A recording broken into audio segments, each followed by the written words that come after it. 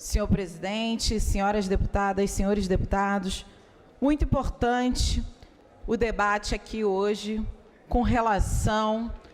ao projeto de lei 6932 de 2025, de autoria do Poder Executivo, que autoriza o Poder Executivo a aderir ao Programa de Pleno Pagamento de Dívidas do Estado, o PROPAG. Super importante dizer que o governo Lula, o presidente Lula, sancionou o PROPAG em janeiro de 2025. E só agora o governador Cláudio Castro manda para a Casa Legislativa algo que vai salvar o Rio de Janeiro, proposto pelo governo federal, pelo governo Lula. E é importante que isso seja dito, porque no apagar das luzes da Assembleia Legislativa, o governador manda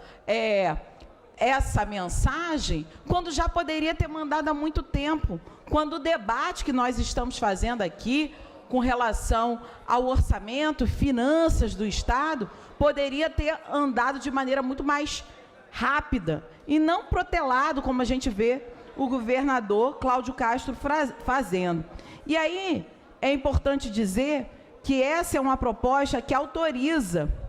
de autorização legislativa, para que o Poder Executivo formalize essa adesão ao PROPAG e negocie o refinanciamento da sua dívida com a União e inclui a saída do regime de recuperação fiscal. Algo que eu preciso lembrar para vocês, que nós fomos contra aqui na Assembleia Legislativa, porque naquele momento lá, o regime de recuperação fiscal envolveu, inclusive, a venda da SEDAI, numa lógica do então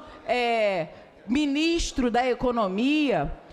o senhor Paulo Guedes, justamente com o governo Bolsonaro. Eles colocaram o Estado do Rio de Janeiro numa situação absurda, de quase agiotagem e ameaça, para que a gente se submetesse a um regime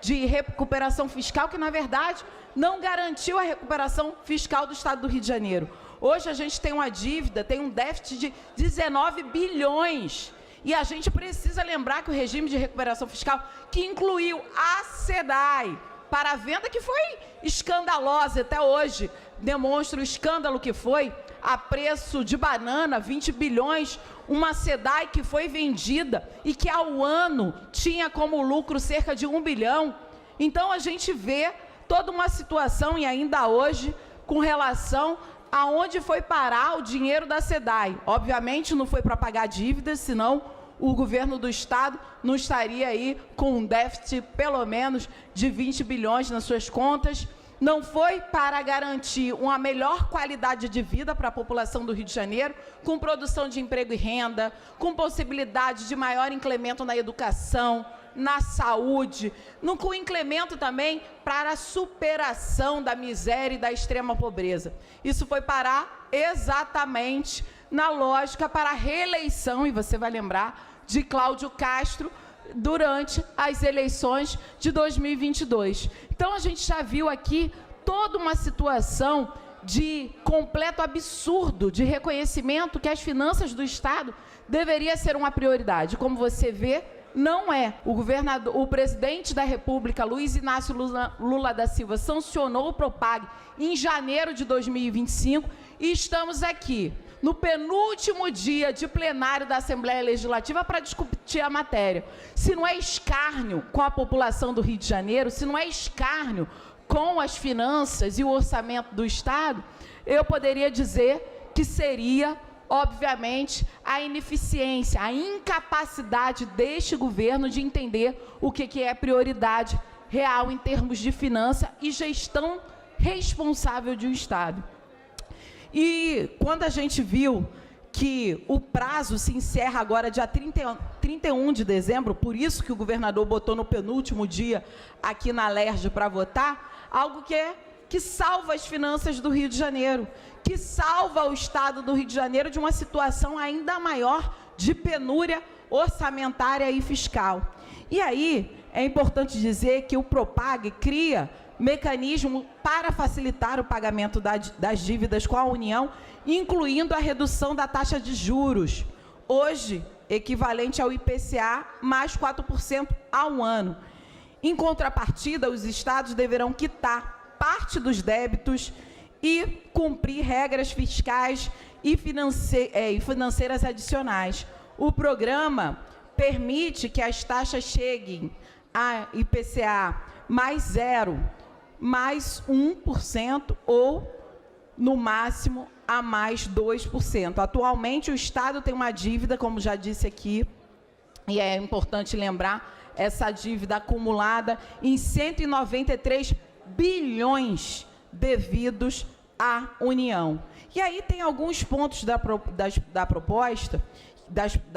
apresentada e que, inclusive, numa análise da nossa bancada, a gente apresenta algumas sugestões de emenda, justamente porque temos a preocupação de ser um programa que garanta ao Estado do Rio de Janeiro um respiro financeiro e orçamentário, mas que a gente também não pode deixar de colocar uma lupa realmente nas questões orçamentárias, inclusive no que tange a possibilidade de acompanhamento da execução de contratos de adesão ao próprio Propag. A gente quer, inclusive, que esse comitê interinstitucional seja algo importante para o acompanhamento transparente e público para a adesão ao Propag. A gente também está, inclusive,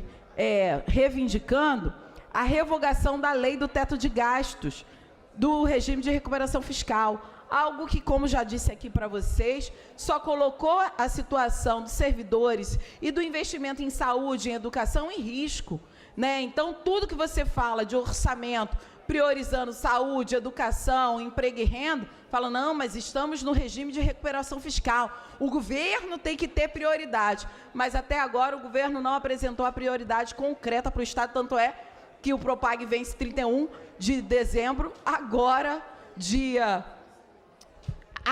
às vésperas de fechar os trabalhos legislativos que a gente está tendo a oportunidade de discutir a matéria. Inclusive, quando a gente fala de todo esse processo de discussão e de transparência e de acompanhamento, e esse comitê setorial interinstitucional será importante nesse sentido, a gente espera que a gente possa avançar no debate mais concreto. A gente viu a situação dos servidores e das servidoras do Rio de Janeiro, viu a situação dos pensionistas, dos aposentados e dos inativos, quando o governador Cláudio Castro botou a mão na pensão e na aposentadoria, via toda uma situação absurda aqui dentro da casa, inclusive quando a gente lembra da discussão que nós fizemos aqui e a gente vê que parte desse dinheiro foi parar no Banco Master, esse banco que está sendo acusado, que teve o presidente preso, o dono do banco preso, que está sendo acusado de gestão fraudulenta, que está sendo acusado, inclusive, de ação criminosa, a gente vê onde que o governador do Estado colocou o seu dinheiro. O dinheiro não só dos servidores públicos, mas dinheiro que poderia estar sendo investido em saúde, em educação, em possibilidade de emprego e renda para a nossa população. Então, o Banco Master é um dos exemplos de péssima gestão. Pegar um recurso do Estado, um recurso importante para pagar os aposentados, pensionistas e inativos do Estado e colocar, inclusive, nesse Banco Master, quando o Tribunal de Contas já tinha denunciado que seria uma operação arriscada. Ainda assim, o governador colocou os recursos do seu dinheiro nesse Banco Master, que é um dos maiores aí, se não o maior, fraudador e toda uma lógica absurda. Para além do que nós denunciamos aqui, na lógica do governador, em dar perdão aos maiores devedores do Estado, denunciamos aqui a Refit, que é a refinaria de Manguinhos, do senhor Ricardo Magro, amigo pessoal do governador Cláudio Castro. Inclusive, Cláudio Castro esteve num evento da Refit em Nova York. Então, é absurdo quando a gente vê o maior devedor do Estado, um dos maiores devedores do Estado, né, com uma relação íntima com o governador Cláudio Castro e que hoje a Refit é no Brasil uma das maiores sonegadoras de impostos no Brasil. Então, o governador deu um perdão de dívida de quase 95% para a Refit, perdoou a dívida que poderia, inclusive, garantir recursos para o Estado do Rio de Janeiro sair desse abismo fiscal, financeiro e orçamentário. Mas não, preferiu aqui, e nós, do PSOL, inclusive apresentamos uma emenda para retirar a Refit dessa lógica de renegociação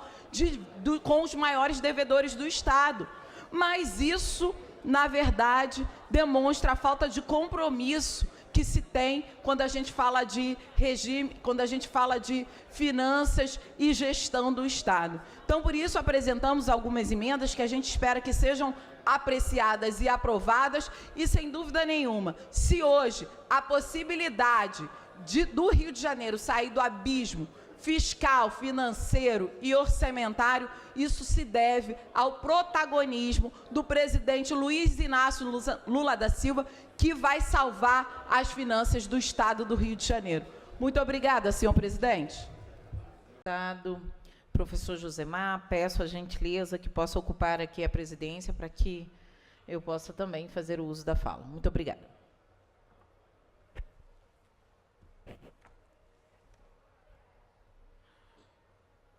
Com a palavra, a deputada Renata Souza tem 10 minutos regimentais. Muito obrigada, excelentíssimo deputado, professor Josemar. Super importante a gente vir na tribuna desse plenário, na véspera dos últimos dias, né, de sessão plenária aqui na Assembleia Legislativa do Estado do Rio de Janeiro. Hoje é dia 15 de dezembro e a gente já tem amanhã ponto facultativo por conta do jogo do Flamengo e do Vasco, mas na quinta-feira essa casa retorna para votações importantes com relação ao orçamento do Estado e ao Propag. Enfim, olhar esse fim de ano e ver como se comportam as casas legislativas do Brasil nos coloca numa situação extremamente de olhar o compromisso ético, estético e político juntamente à nossa população. É claro que o Congresso Nacional tem se demonstrado um inimigo do povo ao produzir pautas e produzir debates que enfraquecem, na verdade, a democracia brasileira. A gente viu o presidente do Congresso Nacional, Hugo Mota, tentar caçar o mandato do nosso querido Glauber Braga, um deputado federal firme nas suas posições, inclusive na denúncia das emendas que são utilizadas de maneira completamente antidemocrática em especial pela extrema-direita no Congresso Nacional, e essa denúncia levou a uma série de situações, em especial diante da sua atribuição no Congresso Nacional, de ser perseguido, de ser ameaçado, inclusive ameaçado com o seu mandato. E nós vimos aí a importância do campo de esquerda, do campo progressista, de atuarem de maneira concreta para evitar a cassação do Glauber Braga, e conseguiu evitar. Isso demonstra uma vitória do campo de esquerda, do campo progressista, que se preocupa com a verdade, com um Congresso que tem a cara do povo, mas é evidente que isso também demonstrou todo um lado de gestão autoritária do Hugo Mota frente ao Congresso Nacional. Uma delas, inclusive, foi a tentativa, né, depois de fracassar na tentativa de cassação do Glauber Braga, ele ameaçou a deputada Thalíria Petroni em retirar, e retirou a sua segurança institucional. Não é novidade para todas nós, mulheres negras, ocupando esses espaços nos legislativos brasileiros, a tentativa de inviabilizar a nossa atuação e a nossa firmeza no trabalho que a gente faz com os nossos mandatos. Então, Hugo Mota, em mais uma atitude antidemocrática e covarde, tentou ameaçar a deputada Thalíria Petroni, que enfrentou Hugo Mota de frente, inclusive, denunciando a hipocrisia e toda a sua lógica autoritária na gestão da presidência do Congresso Nacional. e, ao retirar a sua segurança, deixou Talíria Petroni numa situação extremamente grave, desassistida. A gente sabe que a deputada Talíria Petroni é vítima de várias ações em que tentam retirar a vida dela,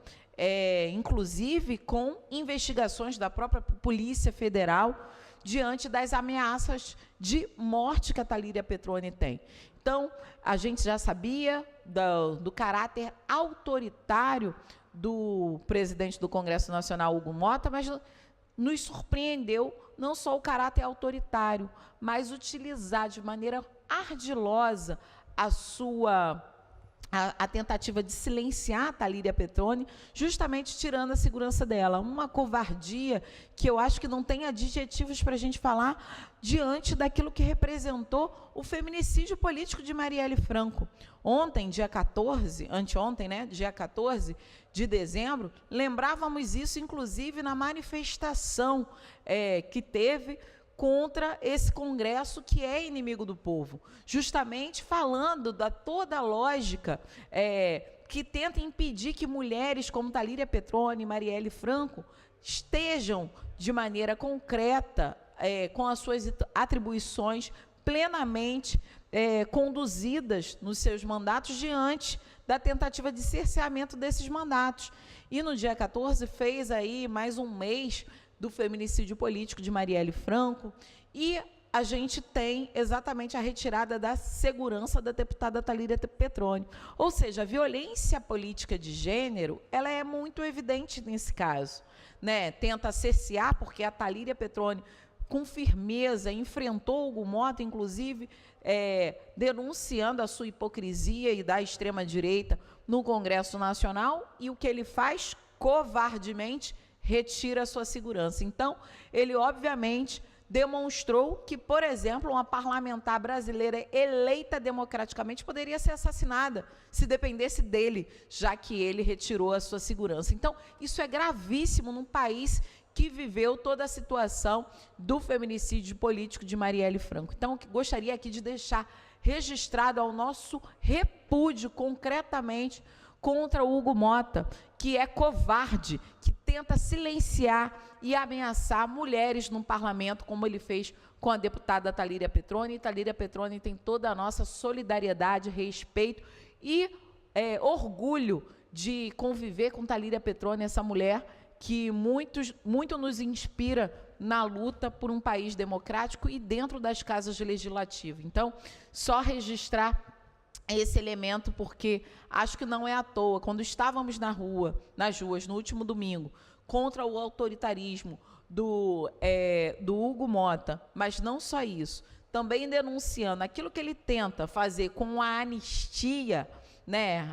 a anistia branda que eles têm dito, que é exatamente tentar acabar com aquilo que já foi, né, os condenados por golpe de Estado já estão condenados, já estão presos, e inclusive ele tentando diminuir a pena daqueles que já estão presos com aquela lógica de um PL que diz sobre dosimetria, que não há nada de dosimetria. Na verdade, o que ele quer é livrar a cara e anistiar daqueles que foram condenados por formação criminosa, uso inclusive de armas de fogo, que foram condenados por tentarem depor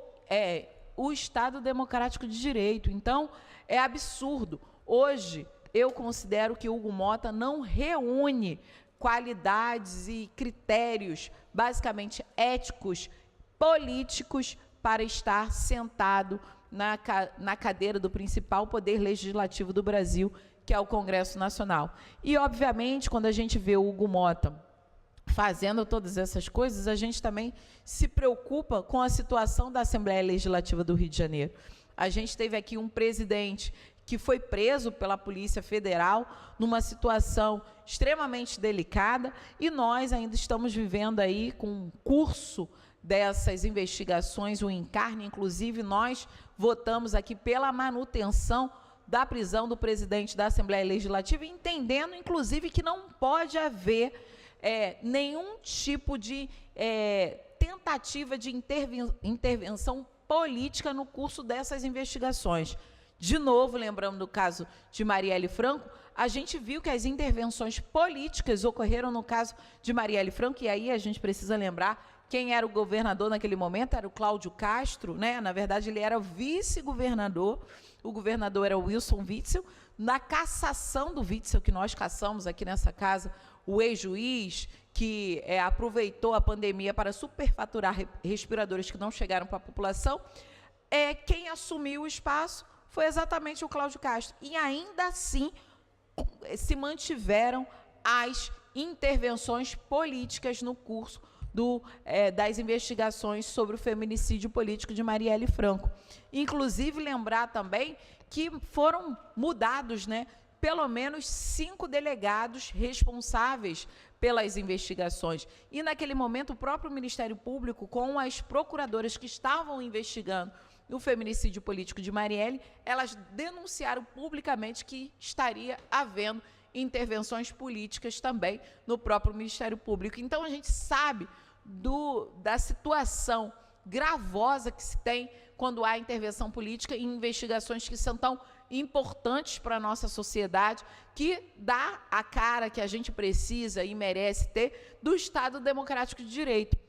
Então, por isso, agimos como deveríamos agir e com a coerência que deveríamos agir. Inclusive, hoje, teve a prisão de um desembargador no bojo dessa política Operação Unha em Carne. Então, quando a gente denuncia que esta casa também, ela reproduz uma lógica de crime, política e polícia, e aí a gente vê o Poder Judiciário também imbricado nisso, significa que a gente tem um abismo gigantesco com relação ao crime organizado no estado do Rio de Janeiro. Então, o mesmo governador que defendeu e que criou condições para que o TH assumisse uma cadeira aqui na Assembleia Legislativa, é o mesmo governador que hoje diz combater o crime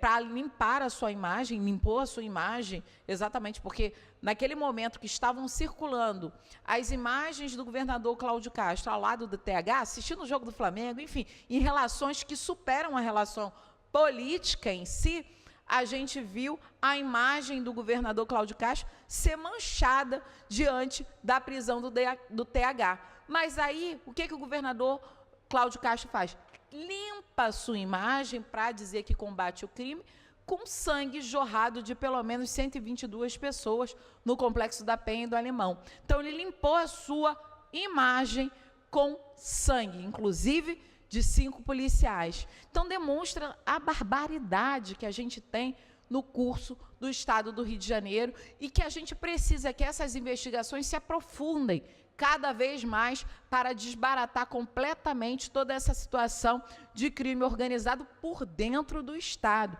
É gravíssimo o que a gente está vivendo e a gente espera, e obviamente, assim como no caso da Marielle, precisou a Polícia Federal entrar na investigação para que a gente conseguisse, hoje, ter político, ter integrante do Tribunal de Contas do Estado, ter delegado, policiais que estavam todos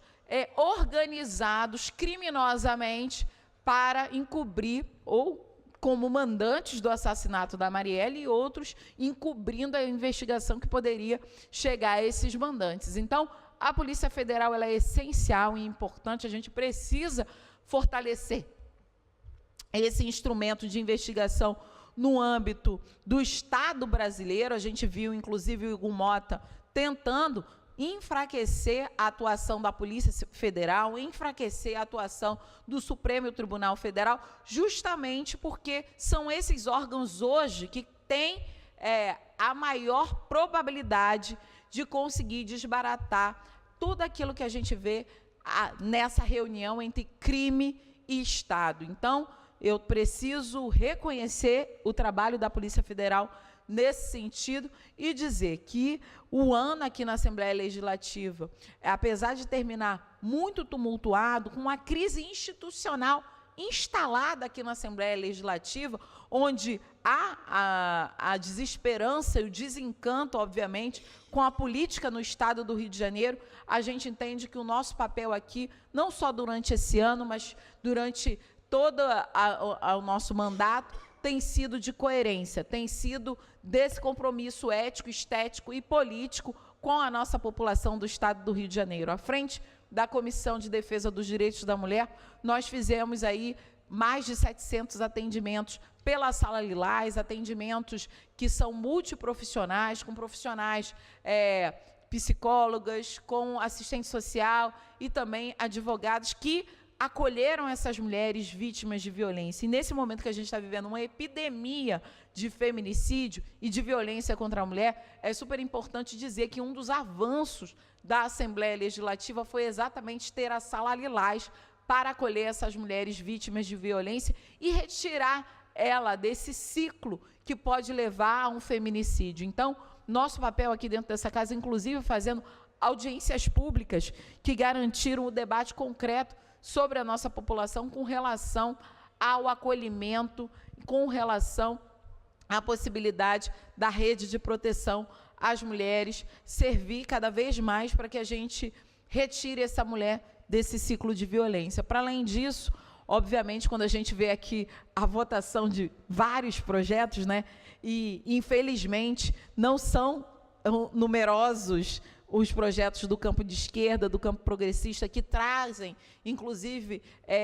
a concretude da mudança estrutural em temas que são muito caros para todos nós do Rio de Janeiro, que são temas relacionados à educação, à saúde, a emprego e renda, temas relacionados em superação das desigualdades sociais, mas também as desigualdades de gênero e raça e classe territorial também, que nós denunciamos no curso desse ano aqui. Enfim, fazer um mini balanço do quanto que é essencial que essa Casa Legislativa funcione, para que a nossa população olhe para essa casa e tenha algum nível de esperança para o que possa vir a partir da demanda social, a partir da demanda dos movimentos sociais, mas não só isso, para que essa casa respeite aquilo que diz a Constituição brasileira. A Constituição brasileira diz do respeito aos direitos humanos, diz da concretude do acesso à educação, à saúde, a emprego e renda, a moradia digna. E nós estamos aqui honrando a Constituição brasileira, sendo coerentes com o nosso mandato, com aqueles e aquelas que acompanham o nosso mandato, seja pelas redes sociais, seja, né, na nossa atuação aqui dentro da Assembleia Legislativa pela TV Alerj, seja também nas ruas. A gente entende a importância de garantir que esse espaço aqui, que é a Casa do Povo, seja de fato a cara do povo, a vez do povo e a voz do povo. Sigamos na luta. Desejo a vocês que ficaram até agora conosco aqui um Natal que possa ser repleto, não só de felicidade, mas de harmonia familiar, com os amigos, um ano novo que seja de prosperidade e que traga e devolva para todos nós a esperança, o sonho de abundância para uma sociedade mais justa, mais humana e mais igualitária. Sigamos na luta. Muito obrigada, senhor presidente, professor Josemar. Obrigado, deputado.